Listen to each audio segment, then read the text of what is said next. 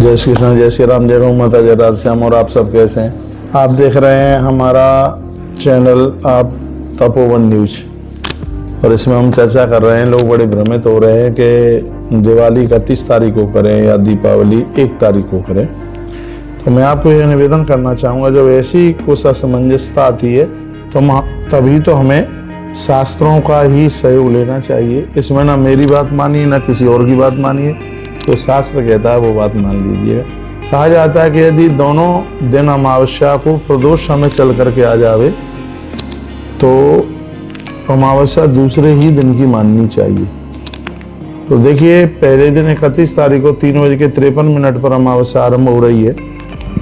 मध्याह्न के समय में आप पितृकार के लिए, सुबह में आप स्नान पर्व के लिए भी उस दिन अमावस्या नहीं है। चलो ठीक है, रात्रि में है अमावस्या, लेकिन अब के बार विशेषता दूसरे दिन की ये हो गई है। ग्रंथ ये भी कहता है कि सूर्य उदित से लेकर के यदि सूर्य अस्त के 1 घटी बाद तक यदि अमावस्या है तो अमावस्या दूसरे ही दिन की माननी चाहिए।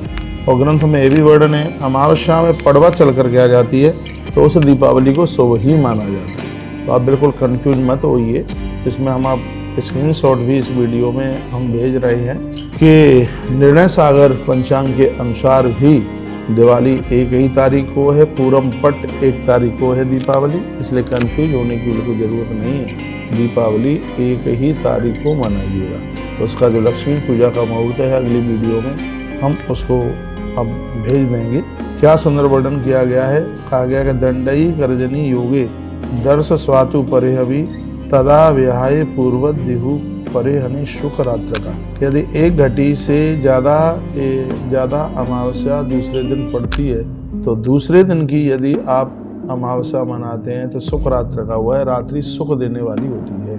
तो अब के बार ये बड़ा विशेष योग की तो बात इसमें यह है कि सूर्य उदित से सूर्यास्त तक उससे भी 1 घटी से और ज़्यादा अमावस्या है। इसलिए 1 नवंबर को ही दिवाली मनाना अति श्रेयस्कर है, बहुत ज़्यादा शुभ है। वीडियो को आगे भी भेजिए जिससे और भी लोग लाभान्वित हो सकें। इसमें हम किसी भी विद्वान का खंडन नहीं कर रहे हैं। जो हमने ग्रंथ में पढ़ा है वो बात आपके बीच में रख रहे हैं। हम लोग तो 1 ही नवंबर को दिवाली मनाने के लिए जा रहे हैं। मेरी आज इस संदर्भ में लेकर के बहुत विद्वानों से बात हुई है, तो उन्होंने मुझे यही कहा कि लोग 31 तारीख को इसलिए मना रहे हैं क्योंकि रात्रि में अमावस्या है, लेकिन हम लोग पक्ष ले रहे हैं 1 नवंबर का, क्योंकि 1 नवंबर में देव कार्य से पहले पितृ कार्य करने के लिए तो उसमें एक शुभ सौभाग्य प्राप्त हो रहा है। पितृ कार्य में सुबह आप तर्पण, दोपहर में ब्राह्मण भोजन। देखिए, जैसे आप अमावस्या को ब्राह्मण को भोजन कराते हैं तो ये भी देख लीजिए, आप 31 तारीख को नहीं करा सकते। यदि किसी कोई तिथि वगैरह है, कोई वार्षिक और मासिक ब्राह्मण की माता है तो उसमें भी आपको 1 ही नवंबर लेना पड़ेगा,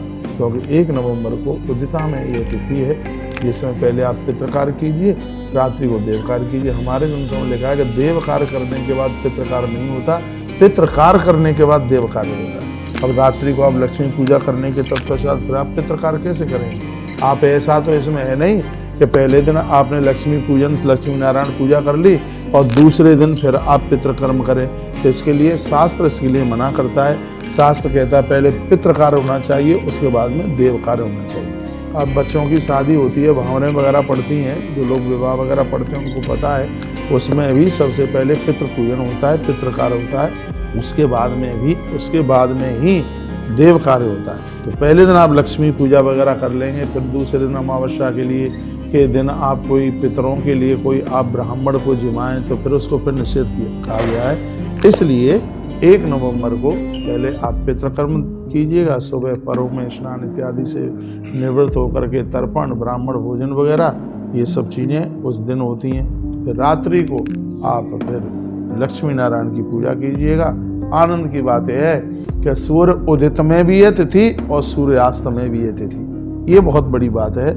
इसलिए पूरा विधान शास्त्र के अनुसार 1 नवंबर को ही अमावस्या दिवाली मनाना श्रेयस्कर है, शुभ है। बहुत बहुत धन्यवाद। वीडियो को आगे जरूर भेजिए जिससे और भी लोग इससे लाभान्वित हो सकें।